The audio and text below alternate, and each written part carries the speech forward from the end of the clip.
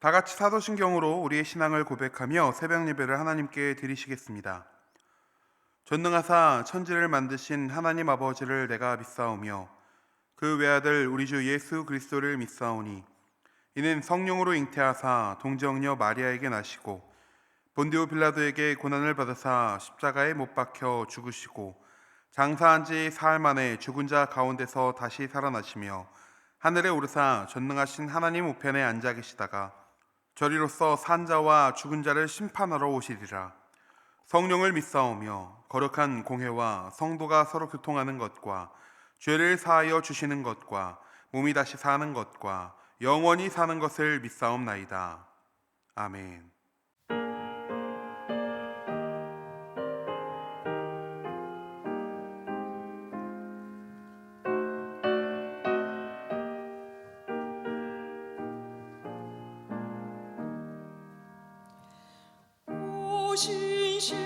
신실하신 주 내 아버지여, 늘 함께 계시니 두려움 없네. 그 사랑 변찮고 날 지키시며 어제나 오늘이 한결같네. 오 신실하신 주, 오 신실하신 주, 날마다 자비를 베푸시며 일용할 모든 것 내려주시는 오 신실하신 주, 나의 구주. 봄철과 또 여름, 가을과 겨울, 해와 달 별들도 다 주의 것. 만물이 주 영광 드러내도다. 신실한 주 사랑 나타내네. 오 신실하신 주, 오 신실하신 주, 날마다 자비를 베푸시며 일용할 모든 것 내려주시니 오 신실하신 주, 나의 구주. 내 죄를 사하여 아니하시고 주 친히 오셔서 인도하네. 오늘의 힘내가 내일에서만 주말이 한복을 내리시네. 오 신실하신 주, 오 신실하신 주, 날마다 자비를 베푸시며 일용할 모든 것 내려주시니 오 신실하신 주, 나의 구주.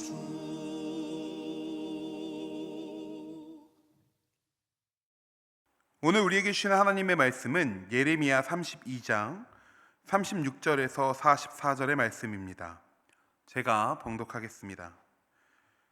그러나 이스라엘의 하나님 여호와께서 너희가 말하는 바 칼과 기근과 전염병으로 말미암아 바벨론 왕의 손에 넘긴 바 되었다 하는 이 성에 대하여 이와 같이 말씀하시니라. 보라, 내가 노여움과 분함과 큰 분노로 그들을 쫓아 보내었던 모든 지방에서 그들을 모아들여 이곳으로 돌아오게 하여 안전하게 살게 할 것이라. 그들은 내 백성이 되겠고 나는 그들의 하나님이 될 것이며 내가 그들에게 한 마음과 한 길을 주어 자기들과 자기 후손의 복을 위하여 항상 나를 경외하게 하고 내가 그들에게 복을 주기 위하여 그들을 떠나지 아니하리라 하는 영원한 언약을 그들에게 세우고 나를 경외함을 그들의 마음에 두어 나를 떠나지 않게 하고 내가 기쁨으로 그들에게 복을 주되 분명히 나의 마음과 정성을 다하여 그들을 이 땅에 심으리라. 여호와께서 이와 같이 말씀하시니라. 내가 이 백성에게 이 큰 재앙을 내린 것 같이 허락한 모든 복을 그들에게 내리리라. 너희가 말하기를 황폐하여 사람이나 짐승이 없으며 갈대아인의 손에 넘긴 바 되었다 하는 이 땅에서 사람들이 밭을 사되 베냐민 땅과 예루살렘 사방과 유다 성읍들과 산지의 성읍들과 저지대의 성읍들과 네겝의 성읍들에 있는 밭을 은으로 사고 증서를 기록하여 봉인하고 증인을 세우리니 이는 내가 그들의 포로를 돌아오게 함이니라. 여호와의 말씀이니라. 아멘. 함께할 예배를 위해서 다 함께 기도하시겠습니다. 하나님 아버지, 이 시간 새벽을 깨우며 예배의 자리로 나오게 하심에 감사드립니다.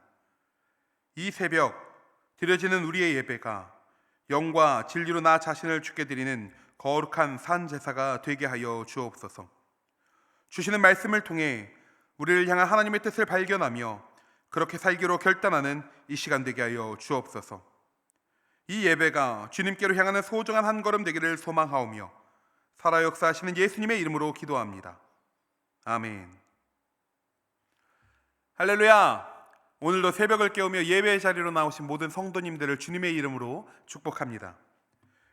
오늘 말씀은 예레미야의 기도에 대해서 하나님의 응답하심이 기록된 말씀입니다. 하나님의 응답은 하나님의 심판을 받아 바벨론에 의해 멸망당할 이스라엘 백성들의 귀환과 또 회복에 대한 선포이죠. 포로될 이스라엘 백성들을 다시 회복시키실 것과 또 새롭게 그들과 언약을 맺으실 것을 말씀하고 계신 것입니다. 우리는 이 말씀을 통해 심판과 회복이 동시에 선포되고 있음을 보게 되죠. 매우 특별한 이야기입니다. 그리고 이 특별한 말씀 속에서 우리는 하나님의 공의와 사랑에 대해 잘 살펴볼 수 있게 됩니다. 하나님께서는 하나님의 백성이라고 자부하는 자들이라 할지라도 그들 가운데 있는 죄를 반드시 벌하시는 공의로운 하나님이십니다. 또한 멸망으로 끝나는 것이 아니라 하나님 앞으로의 회복을 말씀하시는 사랑의 하나님이시죠. 이처럼 회복을 말씀하시는 오늘의 본문에는 아주 특이한 점이 하나 있습니다. 그 회복의 이유를 말씀하고 계시지 않는다라는 것입니다. 오로지 회복시키겠다라는 사실만을 말씀하고 계신 것이죠. 왜 하나님께서는 그 회복의 이유에 대해서 말씀하고 계시지 않을까요? 그 이유는 아주 단순합니다. 그 회복의 이유가 달리 없기 때문이죠. 하나님의 심판에는 분명한 이유가 있었습니다. 그 백성들의 죄악 때문이었죠. 그래서 멸망과 심판을 말씀하실 때마다 명확하게 그 이유에 대해서 말씀하시는 것을 우리는 보게 됩니다. 그런데 그런 멸망의 이유들을 볼 때마다 우리는 이렇게 생각할 수 있게 되는 것이죠. 아, 그들 가운데 구원받을 만한 아무런 이유가 없구나 라는 사실을 말입니다. 그러니 그들 가운데 선포되는 회복의 말씀은 오롯이 하나님의 은혜로만 주어진다라는 것이죠. 그러니 하나님께서는 그들 가운데 어떠한 것을 이유 삼는 것이 아니라 그저 구원하실 것임을, 그저 그 사랑을 이루실 것임을 선포하고 계신 것입니다. 우리는 다른가요? 우리도 마찬가지입니다. 우리가 어떠한 자격이 있어서 구원을 얻은 것일까요? 하나님께서 요구하시는 대단한 조건을 충족할 자격이 우리 가운데 있을까요? 아니요. 우리도 마찬가지로 은혜로 구원받았습니다. 에베소서 2장에 이런 말씀이 있습니다. 너희는 그 은혜에 의하여 믿음으로 말미암아 구원을 받았으니 이것은 너희에게서 난 것이 아니오 하나님의 선물이라. 행위에서 난 것이 아니니 이는 누구든지 자랑하지 못하게 함이라. 우리가 그리스도인으로 사는 것, 예수를 믿는 것, 구원받는 자로 사는 것, 이것이 은혜임을 기억하시는 여러분들 되시길 축복합니다. 우리는 하나님의 은혜가 아니고서는 구원받을 자로 살 수가 없습니다. 우리에겐 아무런 자격도 능력도 없기 때문입니다. 은혜로 주어진 선물, 그 구원의 선물로 인해 기뻐하며 감사하는 삶을 살아내는 우리 모든 성도님들 되시길 주님의 이름으로 축원합니다. 이어서 오늘 본문 39절을 보시겠습니다.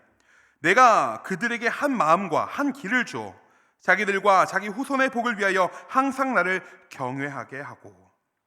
우리는 여기서 내가 그들에게 한 마음과 한 길을 주었다 하는 이 말씀에 주목해야 합니다. 하나님께서는 우리를 위해 이 땅에 오시고 십자가에 피 흘려 죽으시고 사흘 만에 부활하신 그 예수님을 믿기만 하면 구원을 얻게 하시겠다 말씀하십니다.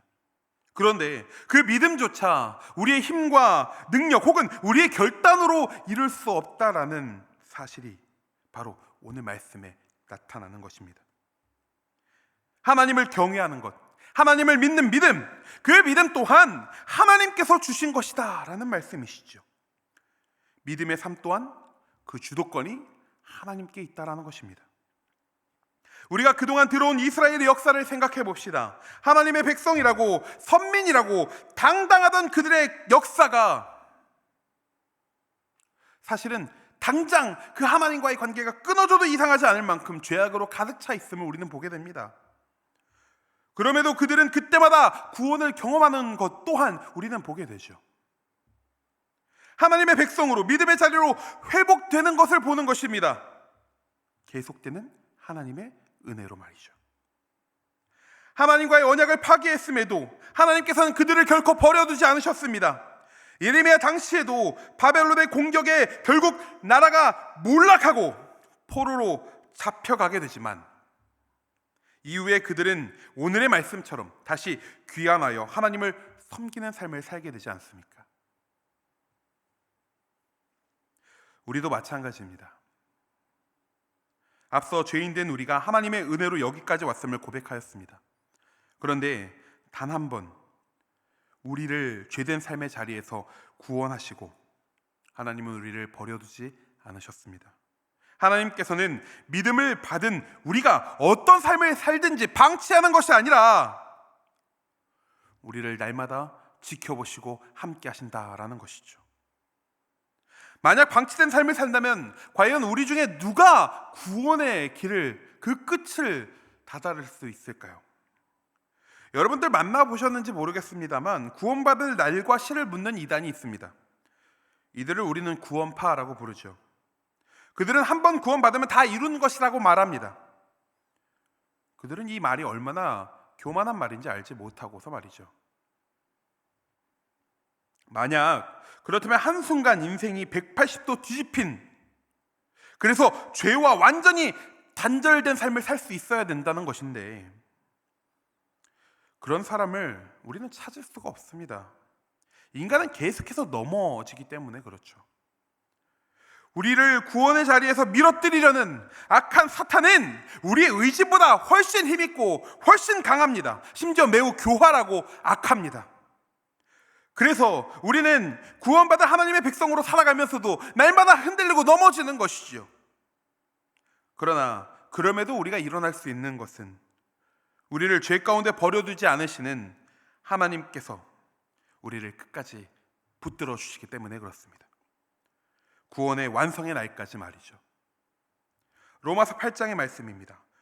누가 우리를 그리스도의 사랑에서 끊으리요? 환난이나 곤고나 박해나 기근이나 적신이나 위험이나 칼이랴. 기록된 바 우리가 종일 주를 위하여 죽임을 당하게 되며 도살당할 양같이 여김을 받았나이다 함과 같으니라. 그러나 이 모든 일에 우리를 사랑하시는 이로 말미암아 우리가 넉넉히 이기느니라. 아멘. 우리는 스스로 하나님을 믿을 수 없습니다. 믿음을 유지시켜 나아갈 수도 없습니다. 그러나 하나님께서는 이미 사탄에게 완전한 승리를 이루셨고 이미 승리하신 주께서 우리를 사랑하시니 그 사랑으로 인해 우리도 사탄에게서 넉넉히 이길 수 있는 것입니다. 하나님의 놀랍고도 한결같은 은혜이기에 가능한 일인 것이죠. 우리는 이 사실을 잊어서는 안 됩니다. 사랑하는 성도님들, 은혜로 주어진 믿음, 그리고 끝까지 우리와 함께 하시는 그 주님의 사랑을 기억하며 오늘 하루를 살아내시는 성도님들 되시기를 주님의 이름으로 축원합니다. 이 시간 다 함께 주기도문 하심으로 예배를 마치겠습니다. 하늘에 계신 우리 아버지여, 이름이 거룩히 여김을 받으시오며 나라가 임하시오며 뜻이 하늘에서 이루어진 것 같이 땅에서도 이루어지이다. 오늘 우리에게 일용할 양식을 주시옵고 우리가 우리에게 죄 지은 자를 사하여 준 것 같이 우리 죄를 사하여 주시옵고 우리를 시험에 들게 하지 마시옵고 다만 악에서 구하시옵소서. 나라와 권세와 영광이 아버지께 영원히 있사옵나이다. 아멘.